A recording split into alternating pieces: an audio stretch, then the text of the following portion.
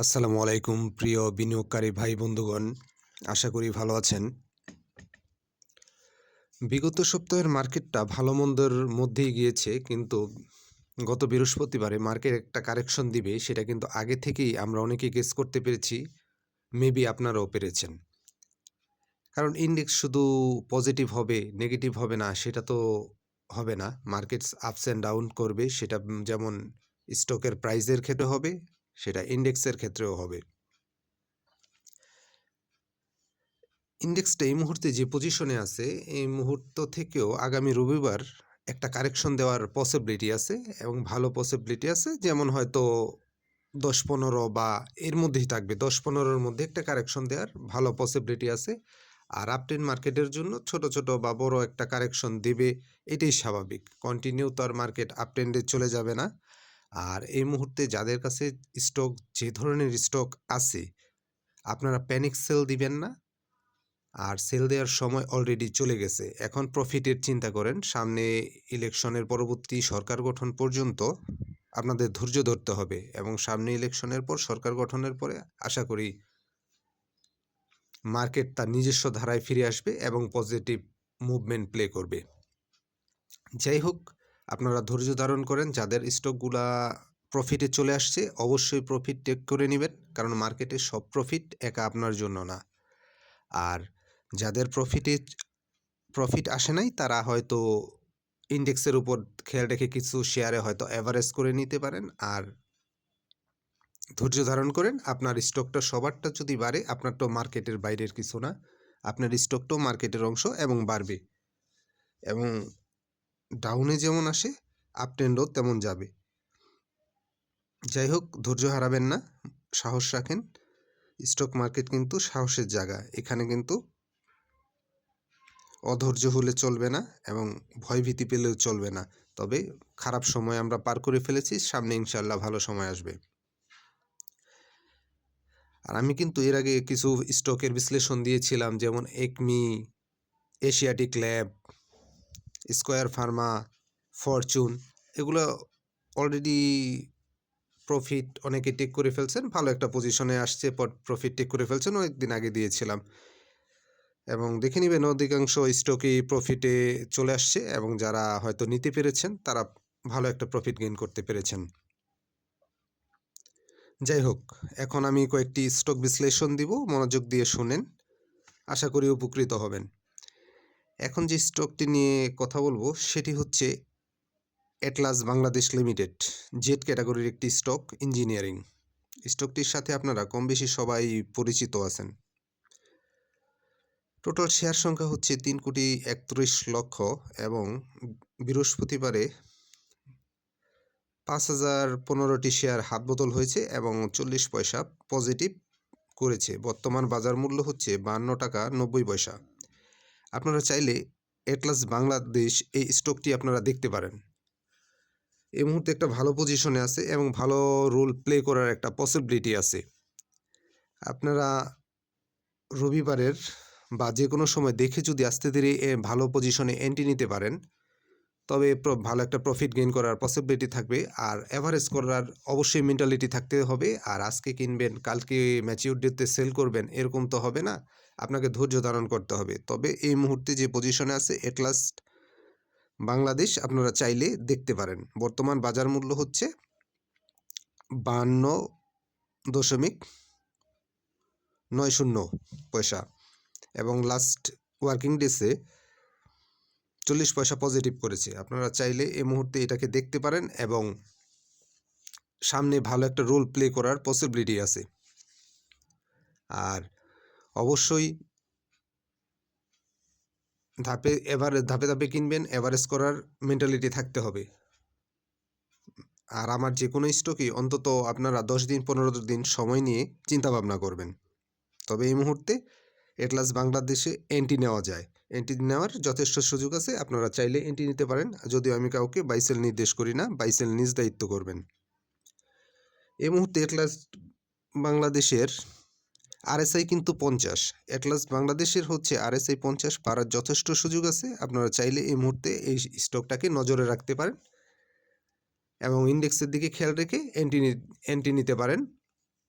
আশা করি ভালো একটা প্রফিট গেইন করার পসিবিলিটি থাকবে। এরপরে যে স্টকটি নিয়ে কথা বলবো সেটি হচ্ছে লিগ্যাসি ফুড। একটা কারেকশনের দিয়েছিল, যেহেতু তার Q2টা নেগেটিভ আসছিল, সেই হিসেবে কিন্তু সে একটা ভালো কারেকশন দিয়েছে। আর গত বৃহস্পতিবারে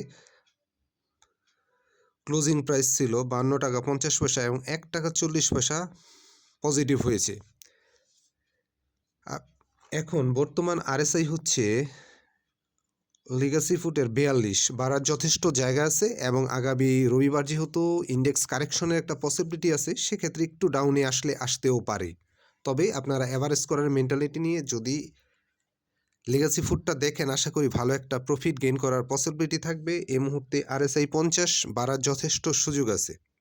আর বৃহস্পতিবারে কিন্তু হাত বদল হয়েছে 2,29,000 শেয়ার এবং 1 টাকা 40 পয়সা পজিটিভ ধারায় ছিল। এর আগে কিন্তু মানে ভালো একটা কারেকশন দিয়েছে। এর আগে একটা ভালো বিগত সপ্তাহে কিন্তু আমরা ভালো একটা কারেকশন লক্ষ্য করেছি। তবে এখন আশা করি সে সামনের দিকে মুভমেন্ট করবে, সামনের দিকে যাবে। তবে রবিবার যদি মার্কেট কারেকশনে আসে, সেক্ষেত্রে আপনারা বুঝে শুনে সারাদিন দেখে যদি এন্ট্রি নেন, সেক্ষেত্রে ভালো হবে বলে মনে করি। আর অ্যাভারেজ করার মেন্টালিটি থাকতে হবে এবং ব্যাকআপ মানি থাকতে হবে, যে আপনি কিনে উপরে বসে রইলেন, কারণ একটা স্টক কেনার পর নিচে আসতেই পারে। 100% সিওরিটি দিয়ে বলা যাবে না, আপনি নিজেও ওইভাবে এন্ট্রি নিতে পারবেন না। তবে আপনার অ্যাভারেজ করতে পারলে বা এখান থেকে যদি উঠে যায়, তবে তো আলহামদুলিল্লাহ ভালো। এই মুহূর্তে লিগ্যাসি ফুডটা আপনারা দেখতে পারেন, আশা করি ভালো কিছু হবে। আর যেহেতু শেয়ার সংখ্যাও কম, খুব বেশি না, টোটাল শেয়ার সংখ্যা হচ্ছে 4,31,00,000। আর সব মিলিয়ে বিগত কয়েকদিন ভালো একটা কারেকশন হয়েছে। আশা করি যদি রবিবারে ছোট একটা কারেকশনও দেয়, তারপরে সামনে যাবে এবং কম বেশি প্রফিট গেইন করার পসিবিলিটি থাকবে। বাইসেল নিজ দায়িত্ব করবেন, আমি কাউকে বাইসেল নির্দেশ করি না। লিগ্যাসি ফুডটা চাইলে আপনারা এই মুহূর্তে দেখতে পারেন। আর এই লিগ্যাসি ফুডের এই মুহূর্তে RSI হচ্ছে 42, বাড়ার যথেষ্ট সুযোগ আছে। অবশ্যই রবিবারের ইন্ডেক্সটার দিকে খেয়াল রেখে আপনারা চাইলে এন্ট্রি নিতে পারেন। ভালো পজিশনে আছে। এরপর যে স্টকটি নিয়ে কথা বলবো সেটি হচ্ছে Monospool. Monospool Bangladesh paper manufacturing company limited. শেয়ারটি সম্পর্কে আপনারা কম বেশি সবাই অবগত আছেন। এর কিন্তু Q2টা কিন্তু ভালো আসছে। আর সব মিলিয়ে এই মুহূর্তে ভালো একটা পজিশনে মনসপুল অবস্থান করতেছে। বর্তমান RSI হচ্ছে 44.74 এবং বর্তমান বাজার মূল্য হচ্ছে 94.30, 94 টাকা 30 পয়সা। 94 টাকা 30 পয়সা বর্তমান মনসপুলের বাজার মূল্য। আর বৃহস্পতিবারে 3,32,000 হাত বদল হয়েছে। তবে আপনারা চাইলে এই মুহূর্তে মনসপুলটাকে পজিটিভভাবে চিন্তা করতে পারেন, ভালো একটা পজিশনে আছে। আর বর্তমান RSI হচ্ছে 44.74, ভালো পজিশনে আছে। চাইলে আপনারা মনসপুলটাকে পজিটিভভাবে চিন্তা করতে পারেন। যদিও রবিবারের একটা কারেকশনের সম্ভাবনা আছে। আরেকটা জিনিস বলি, কোনো স্টক কিনলেই মানে সাথে সাথে উঠে যাবে এই ধারণা থেকে বেরিয়ে আসেন। অ্যাভারেজ করা লাগবে এবং অ্যাভারেজ থেকে তারপরে প্রফিট গেইন করা লাগে, ধৈর্যের পরিচয় দিতে হয়। আর মনসপুলটা কিন্তু এ ক্যাটাগরির একটি স্টক। এবছর কিন্তু 15% স্টক এবং 5% ক্যাশ ডিভিডেন্ড দিয়েছে। তবে ভালো একটা পজিশনে আছে। আপনারা চাইলে মনসপুলটাকে পজিটিভভাবে দেখতে পারেন। মনসপুলটা যদি সঠিক জায়গায় এন্ট্রি নিতে পারেন, এন্ট্রি নেওয়ার তাহলে কম বেশি আপনার প্রফিট গেইন করার একটা পসিবিলিটি থাকবে। আর অ্যাভারেজ করার মেন্টালিটি থাকতে হবে। সব মিলে আমি যদি বলি, এই মুহূর্তে এন্ট্রি নেওয়া যায়, এই মুহূর্তে মনসপুলে এন্ট্রি নেওয়া যায় এবং আপনারা চাইলে দেখতে পারেন। যদিও আমি কাউকে বাইসেল নির্দেশ করি না। আর মনসপুলের বর্তমান RSI তো বললাম 44 দশমিক 7474 আপনারা চাইলে মনোস্পোর্টটা দেখতে পারেন এবং এই মুহূর্তে এন্ট্রি নেওয়ার সুযোগ আছে, ভালো পজিশনে আছে, চাইলে দেখতে পারেন। এরপরে যে স্টকটা নিয়ে কথা বলবো সেটা হচ্ছে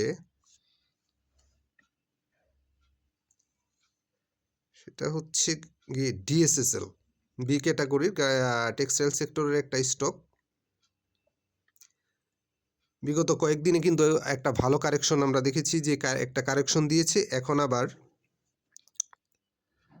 সে ডাউনে কিন্তু গিয়েছিল 7 টাকা 70 পয়সা, বর্তমানে কিন্তু 8 টাকায় সে উপরে যাওয়ার একটা চিন্তা ভাবনা করতেছে। আগামী সপ্তাহে আশা করি যে ভালো একটা রোল প্লে করতে পারে। এই মুহূর্তে চাইলে আপনারা ডিএসএসএলটা দেখতে পারেন। ডিএসএসএল এর বর্তমান আরএসআই হচ্ছে 44.91। আপনারা চাইলে ডিএসএসএলটা দেখতে পারেন। গত বৃহস্পতিবারে 3,67,000 শেয়ার হাতবদল হয়েছে এবং আনচেঞ্জ রয়েছে। আমি বলবো ডিএসএসএলটা এই মুহূর্তে ভালো একটা পজিশনে আছে, বি টেক্সটাইল, এবং 8 টাকায় এটার একটা ভালো প্রাইস। যদিও আবার আপনারা এন্ট্রি নেওয়ার পর যদি নিচে চলে আসে সেক্ষেত্রে অ্যাভারেজ করে নিতে পারেন, তবে রবিবারের দিনটা একটু খেয়াল রাখবেন, কারণ রবিবার হয়তো একটা কারেকশন দেওয়ার পসিবিলিটি আছে। তবে এই মুহূর্তে চাইলে আপনারা ড্রাগন সোয়েটারটাকে দেখতে পারেন, ভালো পজিশন আছে, আশা করি কম বেশি একটা প্রফিট গেইন হওয়ার একটা পসিবিলিটি থাকবে।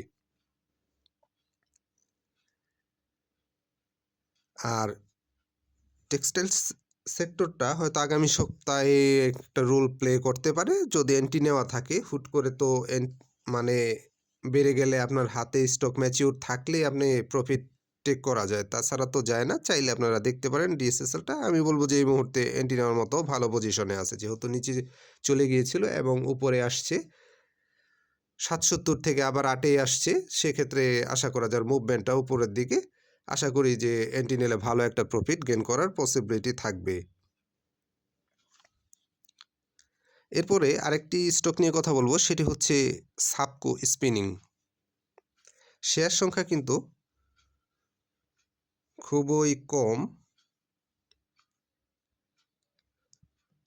3 কোটি শেয়ার আছে, টোটাল 3 কোটি শেয়ার আছে, এবং এই মুহূর্তে ভালোই একটা পজিশনে আছে, তবে অ্যাভারেজ করা লাগতে পারে। রবিবারে যেহেতু জেড ক্যাটাগরির একটা শেয়ার, আগে পজিশন নিয়ে রাখা লাগে, আর বি বাইয়ের মতো না, ম্যাচিউর হতেও তো সময় লাগে। তবে আপনারা আস্তে আস্তে চাইলে সাবকোতে একটা এন্ট্রি নিয়ে রাখতে পারেন।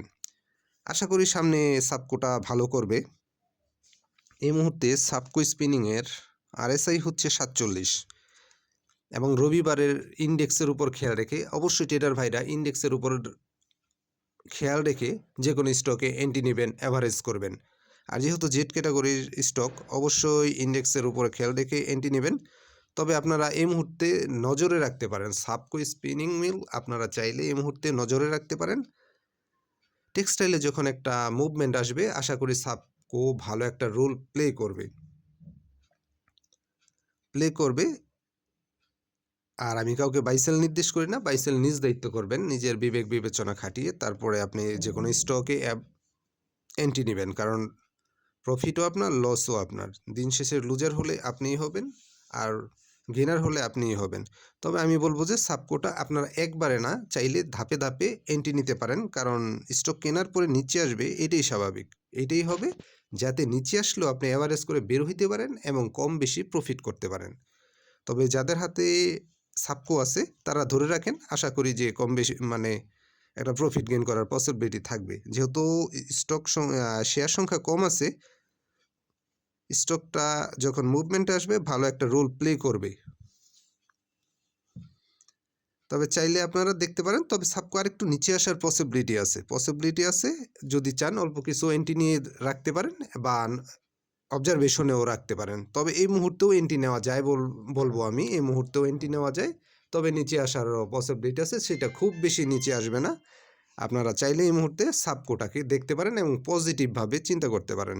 আর যেহেতু জেড ক্যাটাগরি, পজিশন আস্তে আস্তে নিয়ে রাখতে হয়, যাতে ম্যাচিউর ডেতে কম বেশি আপনার হাতে ম্যাচিউর স্টক থাকে, সেক্ষেত্রে আপনি কম বেশি একটা প্রফিট গেইন করার একটা পসিবিলিটি থাকবে। ধন্যবাদ, ভালো থাকেন।